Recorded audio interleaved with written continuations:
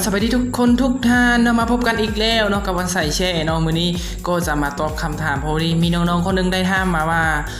เป็นอย่างโทรศัพท์เฮาสัญญาณคือบ่ขึ้นเฮ็ดแบบใดวิธีแก้แบบใดอันนี้เฮาเห็นชัดเจนและต้องแม่นค่า APN ถ้าว่าสัญญาณบ่ขึ้นเนาะหรือว่าเฮาซื้อโทรศัพท์มาสัญญาณบ่ขึ้นเฮ็ดแนวใดก็บ่ขึ้นโทรห้ามศูนย์เขาก็บอกว่าตั้งค่า APN มื้อนี้เฮาจะมาแนะนำวิธีการตั้งค่า APN เอิ้นว่าจุดเสื่อมต่อเนาะถ้าว่าสัญญาณบ่ขึ้นก็ติดตามไปพร้อมๆกันเลยเนาะจะเป็นวิธีการตั้งสัญญาณ3G 4G ได้เนาะอันนี้ก็แล้วแต่เนาะรุ่นโทรศัพท์บางเครื่องก็จะบ่อัตโนมัติมากับเครื่องถ้าว่ามันอัตโนมัติมากับเครื่องก็เป็นการดีเนาะเพราะจะบ่เสียเวลาในการติดตั้งในการเข้าตั้งค่าอีหยังเนาะก็ลินได้เลยเนาะบางห้านเขาก็ตั้งให้เฮาบางห้านก็ซื้อไป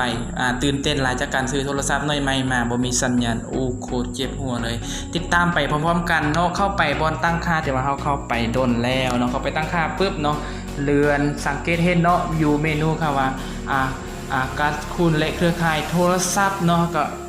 คลิกเข้าไปเลย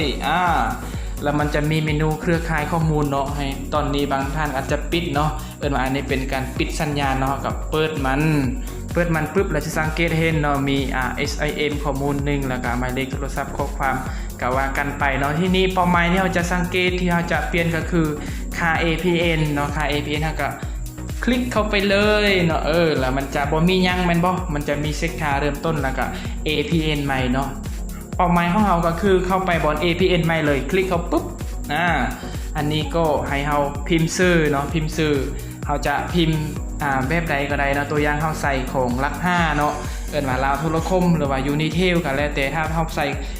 อันลาวโทรคมเนาะก็พิมพ์ใส่คำว่า LTC เนาะบ่เห็นเนาะเดี๋ยวบ่เป็นหยังเนาะเดี๋ยวเราพิมพ์ไปแล้วก็วิ่งวรรคเนาะว่าอย่าวางพิมพ์ NET แล้วก็ตกลงเนาะเด้ไปละบัดนี้ LTC เนาะแล้วก็พิมพ์ APN อีกเนาะ L คือกันเนาะ LTC CG เลยเนาะได้แล้วก็ตกลงเห็นบ่ LTC CG เห็นบ่จากนั้นเราก็กดบันทึกเลยบ่ต้องไปบ่อนใดเนาะแค่2อย่างนี่แล้วกดบันทึกปุ๊บแล้วก็ตกลงเด้ลองเปิดสัญญาณให้เบิ่งเนาะเปิดปุ๊บเนาะเดี๋ยวนี้เราเปิด Wi-Fi อยู่เห็นบ่เดี๋ยวสัญญาณ 4G ขึ้นละประมาณนี้เนาะการตั้งสัญญาณก็บ่ได้ยากเนาะก็บ่ได้ยากก็เข้าไปตามนี้เลยเนาะก็แล้วแต่รุ่นของโทรศัพท์บางเครื่องก็จะเป็นเครือข่ายแบบเครือข่ายข้อมูลมือถือก็แล้วแต่เนาะก็ลองไปเฮ็ดกันเบิ่งเนาะถ้าว่าเป็นอะไรก็สามารถคอมเมนต์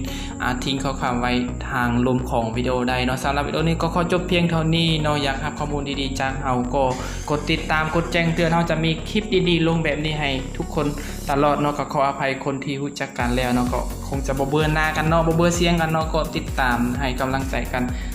ต่อไปเนาะสำหรับวิดีโอนี้เนาะขอกล่าวคำว่าสบายดี